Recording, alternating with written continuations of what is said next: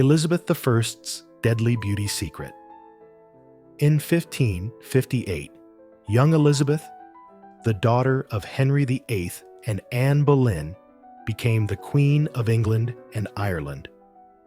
She was the last of the Tudor dynasty, ascending to the throne after the death of her older sister, Mary VIII.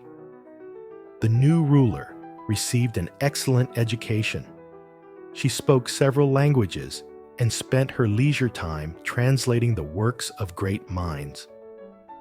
Elizabeth I ruled for nearly 45 years, earning the nickname the Virgin Queen, because she never married or had heirs. The Queen lived to be 69 years old, but for many years she suffered from the consequences of a terrible illness. Elizabeth demonstrated her independent character at her coronation, when, during her speech, she declared, "For the glory of God, for the good of the state, I have resolved to keep my vow of chastity. My husband is England, my children are my subjects." To symbolize her intention to go down in history as the Virgin Queen, Elizabeth was crowned with her hair uncovered, her fiery locks cascading over her shoulders, an unthinkable sight in the 16th century. But soon after, the Queen would fall victim to a dreadful illness that would take away her beauty. By the age of 35, the balding Queen began wearing wigs. It all began when, at the age of 29, Elizabeth I was diagnosed with smallpox, a disease that was incurable at the time and fatal for about 30% of those infected. At first, the Queen refused to believe her diagnosis, insisting it was just a fever. Indeed, Elizabeth suffered from a high fever, struggled to speak, and rarely left her bed. She miraculously survived, but the disease left its mark on her for life. After her recovery, the Queen was left with deep scars and blemishes on her skin, which she had to carefully conceal. I tell you that we rulers are in the sight of the whole world. Everyone watches us. The eyes of many see our actions. Mistakes in our conduct are quickly noticed, the Queen said in 1586, addressing Parliament. Desperate to hide her flaws, the Queen began using cosmetics heavily. Elizabeth I used ceruse, a white lead-based face paint mixed with vinegar, and completed her look with red lipstick made from mercury. Additionally, her red wigs, she owned about 80 of them, also contained cinnabar, which meant they were laced with mercury.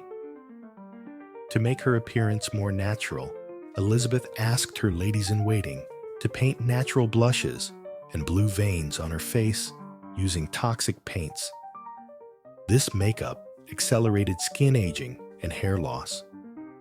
The dangerous substances slowly poisoned her body, but it was a vicious cycle.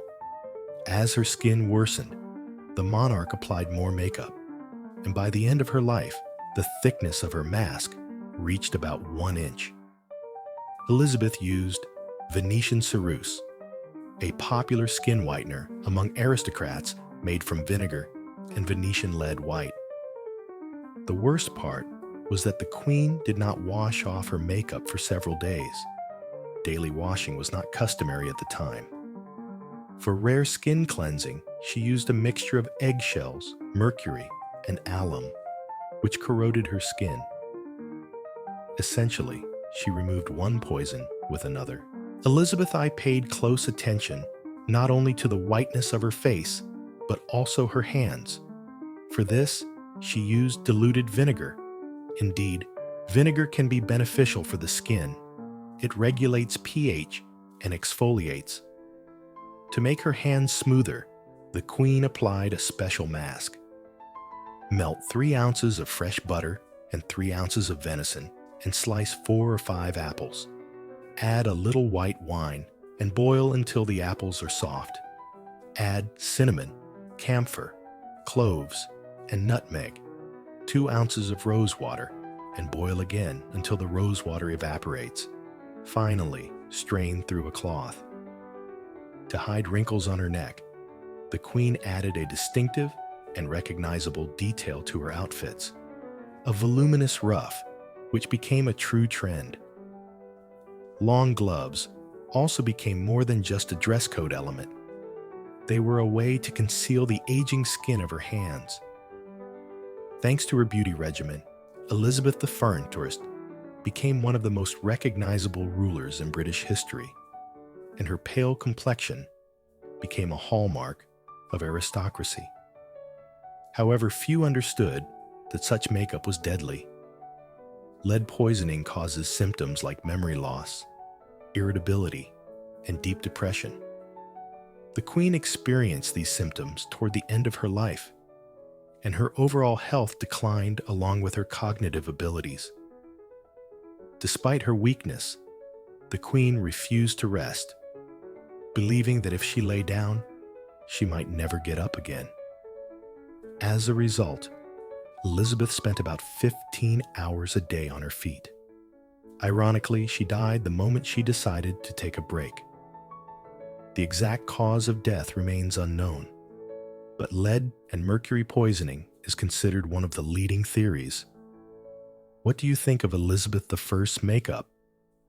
Thanks for watching till the end.